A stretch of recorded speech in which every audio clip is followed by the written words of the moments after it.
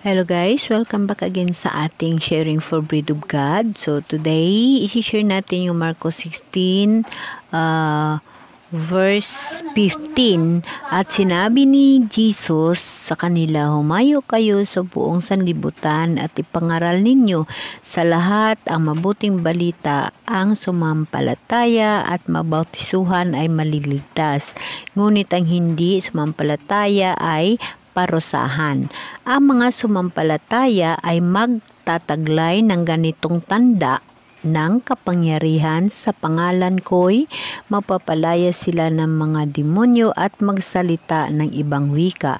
Sila'y hindi dumampot man ng ahas o uminom ng lason at gagaling ang mga may sakit na mapatungan ng kanilang mga kamay. So dito guys sa may bersikulo na ito, dito mo makikita ang tinatawag na magkaroon sila ng tanda na kapangyarihan. So isa ang nakalagay dito na magsasalita ng ibang wika. Ito ho ay tumutukoy sa prayer tank. Yung prayer tank na tinatawag, hindi ho yun maunawaan na binibigkas ng isang tao pag ang Espiritu Santo ng Diyos ay nasa kanya. Yung prayer tank ho ay banal na wika na mula sa Diyos na ang makaunawa lamang ang mayroon ding Espiritu Santo ng Diyos sa kanyang puso. Yung prayer tank, pangbihira ito sa tao na nanampalataya sa mahal na Diyos. Ito siya ay makatanggap ng tinatawag na prayer tank o kapangyarihan sa Espiritu Santo ng Diyos sa pamaraan ng tinatawag na mga vision, prayer tank, healing, at mayroon pang iba. Ang sa akin lamang na pagkakaalam at na-experiensyahan ko, yung vision, yes, na-a-apply ko ho yun sa sarili ko at marami na ho akong napatunayan. And then, ang prayer tank na ito, guys, isi-share ko sa inyo itong pagsasalita na ibang wika. Ito ho ay ang tinatawag na prayer tank. So, bilang ako ordinaryong tao, ito ho ay aking na-experiensyahan at aking talagang natatanggap ang prayer tank. Ito siya ay pinangarap ko noon sa mga magulang ko, lalo na sa nanay ko. Kahit na mahirap lang kami, pero nag-a-attend yung mga magulang ko sa prayer meeting. So, itong prayer tank na ito, nakikita ko ito sa nanay ko dahil sa kanyang pananampalataya at sa kanyang pagtitiwala sa mahal na Diyos. Ito ay aking nasaksihan. Nung nagkaroon ng tinatawag na mirakulo sa nanay ko na ako mismo ang nakakita. Kaya ako ay lumaki na ang panampalataya sa Diyos at ang pagtitiwala sa Diyos ay buong buo dahil mismo ako nakasaksi kung paano ang nanay ko nagkaroon ng mirakulo at nakagamit ng prayer tank. Ito siya ay nai-upload ko na sa mga video ko. Ngunit gusto ko pang maiulit sa inyo upang maunawaan ninyo kung paano ko nakukuha ang prayer tank at kung paano nagkaroon ako ng prayer tank sa sarili. Nung panahon, ang nanay ko ay nananalangin dahil nga ay na-misplace yung pera na pangbayad sa school ko. So dahil ang nanay ko ay malakas ang paniniwala sa mahal ni Diyos at ang pagtitiwala sa mahal ni Diyos, nanampalataya ng buo ang nanay ko at naniniwala sa kay Jesus Christ, no? So nang nakita ko ang nanay ko habang nag-aantay ako na bibigyan ako ng 20 piso para sa school ko. Ang ginawa ng nanay ko dahil na hindi niya na alam kung saan niya inilagay ang pera or ano ang nangyari. Ngunit dahil sa naramdaman ng nanay ko ang awa din sa akin na hindi ako makakuha ng exam, ang ginawa ng nanay ko na yun ang dahilan na dyan ako natuto at nagkaroon din ng pangarap na magkaroon ng pagmamahal sa Diyos at pagtitiwala kay Lord ng buong buo. No?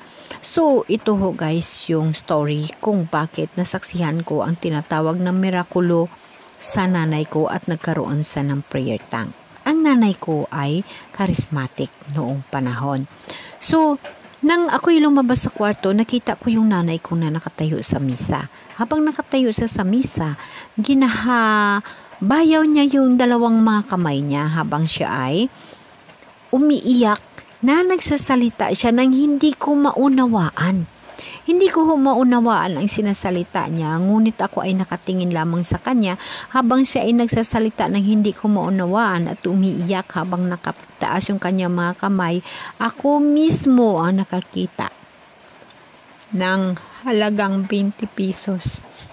Hindi ko mapigilan, gusto kong umiyak dahil sa tuwa sa nasaksihan ko na yun. Ako mismo nakakita na ang 20 pesos na bagong-bago mula sa ulo ng nanay ko, sa yung sinde, yung tupong sa kanyang ulo, nakalitaw ho sa hangin na naga-floating pababa. Naga-floating ang pera pababa. Yun ay nakikita ko at nasaksihan ko mismo. At yung oras na yun mismo ang nanay ko nag-prayer tank. So dahil ayaw kong makita ako ng nanay ko na nakita ko siyang umiyak at nag-prayer tank, nag-urong ako. Nagtago ako sa gilid ng dingding namin. Pero nakikita ng dalawang mata ko kung paano ang pira nag-floating sa hangin papunta sa misa. Yun ho, ang nasaksihan ko nung ako ay kasalukuyan na talagang minamatured ang sarili ko para sa Holy Spirit na mahal na Diyos na sa puso ko at kung paano ko gagamitin. Simula nung araw na yun, ako'y nangangarap.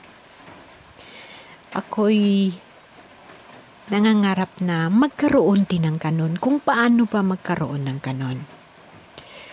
Dahil na sa pagsalita ng nanay ko nang hindi ko naunawaan ng mga salita, nagkaroon ng mirakulo eh. Nakakita ako ng naga-floating na pira sa harap niya na nagtupa mismo doon sa misa na hindi alam ng nanay ko na sinisilip ko siya. Kasi nga palapas ako noon. Nasaksihan ko yon. Nang nahinto na yung pagsasalita ng nanay ko nang hindi ko maunawaan ng mga wika,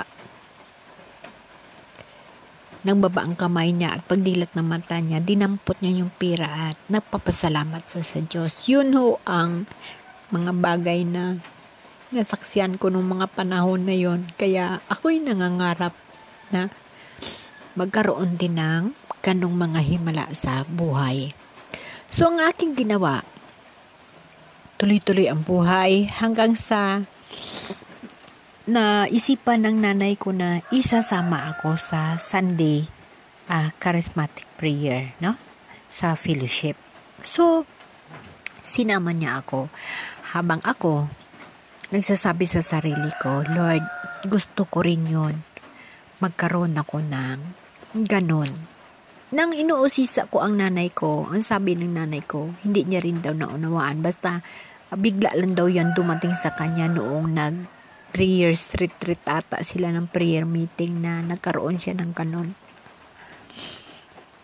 Hindi niya daw mapigil yung kanyang mga dila. Hindi daw mahihinto, no? So, sabi ko gusto ko rin magaganon. So, the time na nagkaroon din ng charismatic prayer, dinala ako ng nanay ko. Dahil ang aking pangarap ay magkaroon ng prayer tank or makilala ko si Jesus. So, nung panahon na yon, hindi ako marunong kumanta. Hinila ako bilang choir. So, nakasama ako sa choir, no? Habang nag-prayer meeting, habang nag-fellowship na napakaraming tao, tradition eh, kami ho ang nasa choir. So, habang kami nasa choir, isa lang ho ang pinapangarap ko. Isa hong hinihingi ko kay Lord. Lord, gusto ko maramdaman ikaw ngayon. Gusto kita masama. Gusto kita makikita. Gusto ko mararamdaman na nandito ka sa buhay ko, nandito ka sa puso ko. Habang kumakanta kami ng Come Holy Spirit, hindi ko makakalimutan, bahagi ng buhay ko yon. Habang kumakanta kami ng Come Holy Spirit, wala akong ibang hinihingi, kundi Come Holy Spirit, nga gusto ko siyang mararamdaman, gusto ko siyang ma-encounter in that time. Hindi na ako nakakonsentrate ng kanta sa choir namin. Sa Come Holy Spirit, natamaan na ako doon. Sa Come Holy Spirit, doon tuloy-tuloy ang aking kanta. bigla lang na namimilipit yung dila ko. Namimilipit na hindi ko na mapipigilan. Kusao siyang nagsasalita. Kusao siyang parang tumatakbo yung dila ko na hindi ko mapipigilan. Kusao siyang talagang walang makapigil sa bunganga ko na talagang ang dila ko namimilipit na hindi ko rin maunawaan yung mga sinasalita ko. The time, pagkagising ko na parang natauhan na hinto na yung mga dila ko, sobra akong pagod. Halos hindi ko maigalaw yung mga kamay ko, yung mga paa ko. Parang may humawak ata sa akin at tinumba ako sa sahig. Pag dilat ko, ako na lang ang nakatayo. At ako na ang pinakahuli. Ako nang pinakahuli. So, yun yung pangbihira na naranasan ko noon. At yung isang sisters namin nagsabi, mga anak ko, mahal na mahal ko kayo. Kaya hindi ko makakalimutan yun. Kung yun man ang ibig sabihin nun ng prayer tank na nangyari sa akin. Napapasalamat talaga ako kasi in the time nagkaroon ako ng connection sa mahal na Diyos na ikinabubuhay ko sa hanggang ngayon. Ang prayer tank na nangyari sa akin na yun ang nagiging armas ko sa buhay. Yun ang nagiging kasama ko. Yun ang nagiging isang bahagi sa buhay ko na lahat na hirap, lahat na sakripisyo, baliwala na sa akin dahil alam ko na kasama ko ang mahal na Diyos. Hindi ako natatakot. Wala akong kinatatakutan. Lagi kong sinusurrender sa mahal na Diyos ang lahat na nangyayari sa buhay ko. Dahil alam ko kasama ko siya.